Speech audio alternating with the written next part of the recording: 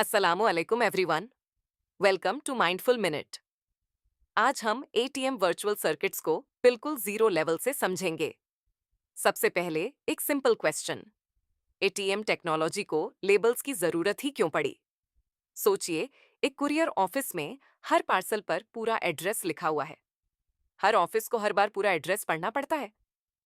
अगर रोज लाखों पार्सल्स आइए तो प्रोसेसिंग स्लो हो जाएगी। नेटवर्क में भी बिल्कुल यही प्रॉब्लम थी। अगर हर एटीएम स्विच हर सेल का पूरा एड्रेस चेक करे तो नेटवर्क की स्पीड कम हो जाएगी। इसी प्रॉब्लम को सॉल्व करने के लिए एटीएम ने एक स्मार्ट आइडिया यूज किया।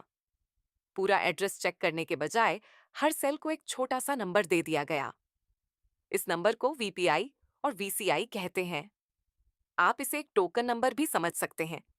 जैसे बैंक में आपका नाम बार बार नहीं बुलाया जाता, आपको एक टोकन नंबर दिया जाता है और उसी टोकन से आपका काम होता है।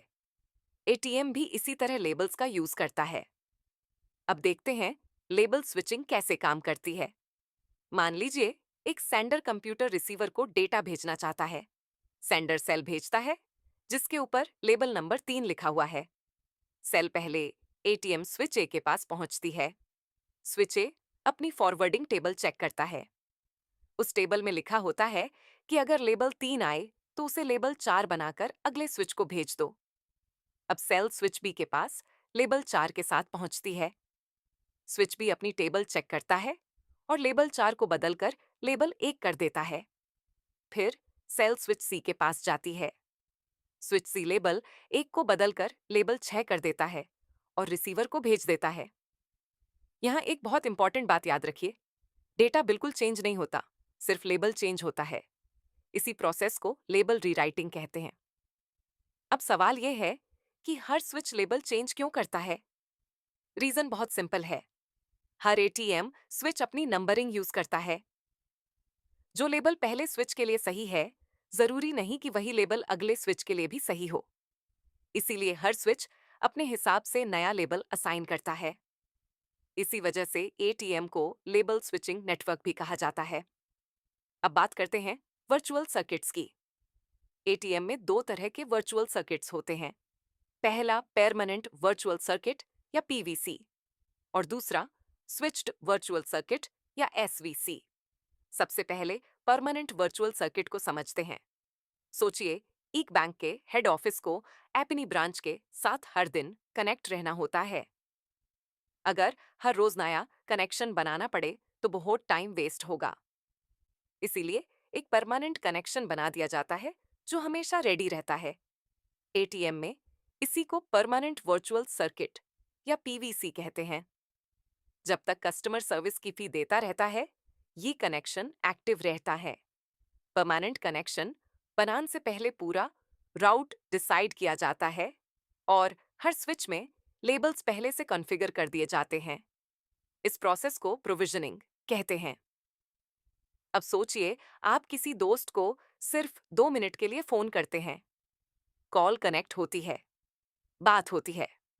कॉल खत्म होते ही कनेक्शन भी खत्म हो जाता है। ये एग्जाम्पल स्विच्ड वर्चुअल सर्किट या एसवीसी का है। एसवीसी टेम्पररी कनेक्शन होता है। जब जरूरत होती है तब बनता है और काम खत्म होते ही रिमूव कर दिया जाता है। अब देखते हैं एसवीसी एस्टैब्लिश कैसे होता है।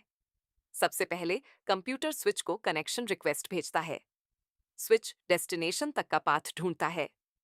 रास्ते में हर स्विच अपना लेबल सेलेक्ट करता है। अगर डेस्टिनेशन कनेक्शन एक्सेप्ट कर ले तो कंप्यूटर को मैसेज मिलता है कि कनेक्शन रेडी है। और अगर किसी भी स्विच या डेस्टिनेशन ने रिक्वेस्ट रिजेक्ट कर दी तो एरर मैसेज वापस आ जाता है और कनेक्शन एस्टैब्लिश नहीं होता। अब बात करते हैं सिग्नलिंग की। सिग्नलिंग का मतलब होता है नेटवर्क से बात करना। जैसे फोन कॉल करने से पहले डायलिंग होती है, ये एक्चुअल कन्वर्सेशन नहीं होती, सिर्फ कनेक्शन एस्टैब्लिश करने का प्रोसेस होता है। एटीएम में भी कनेक्शन रिक्वेस्ट, कनेक्शन एक्सेप्ट और नेटवर्क कंट्रोल मैसेजेस को सिग्नलिंग कहते हैं। ये मैसेजेस भी सेल्स में भेजे जाते हैं, लेकिन इनके लिए स्पेशल रिजर्व्ड लेबल्स यूज होते हैं ताकि डेटा और कंट्रोल मैसेजेस कभी मिक्स ना हो। अब आता है एक बहुत important topic, quality of service या कोर्स। हर एप्लीकेशन की रिक्वायरमेंट अलग होती है। वॉइस कॉल को कम बैंडविड्थ चाहिए, वीडियो स्ट्रीमिंग को ज़्यादा बैंडविड्थ चाहिए, और फाइल डाउनलोडिंग को जितनी बैंडविड्थ मिले उतनी यूज़ कर सकती है। इसीलिए कनेक्शन बनाते वेक्ट यूज़र नेटवर्क को बताता है कि उसे किस क्वालिटी की सर्विस चाहिए। अगर नेटवर्क के पास रिक्वायर्ड रिसोर्सेज अवेलेबल हों तो कनेक्शन एक्सेप्ट कर लिया जाता है, वरना कनेक्शन रिजेक्ट कर दिया जाता है। QoS की 3 में टाइप्स हैं। पहली है कांस्टेंट बिट रेट या CBR। ये वॉइस कॉल्स और अनकम्प्रेस्ड ऑडियो या वीडियो के लिए यूज होती है, जहां स्पीड लगभग कांस्टेंट रहती है।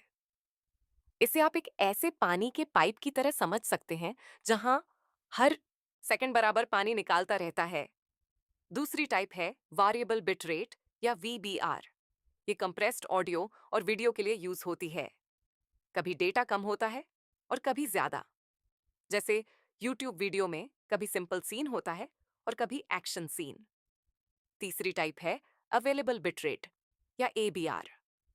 ये नॉर्मल डेटा ट्रांसफर के लिए यूज होती है।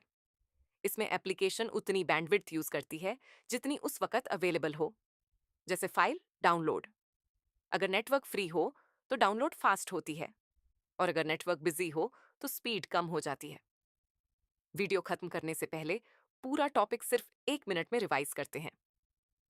ATM ने लेबल्स इसीलिए इंट्रोड्यूस किए ताकि स्विचिंग फास्ट हो सके। VPI और VCI एक लेबल की तरह काम करते हैं। हर स्विच फॉरवर्डिंग टेबल देखकर लेबल चेंज करता है। इसी प्रोसेस को लेबल रीराइटिंग कहते हैं। परमानेंट वर्चुअल सर्किट एक परमानेंट कनेक्शन होता है। Switched virtual circuit temporary connection होता है। सिग्नलिंग नेटवर्क कंट्रोल मैसेजेस को कहते हैं। क्वालिटी ऑफ सर्विस यूजर की रिक्वायर्ड सर्विस क्वालिटी को डिफाइन करती है।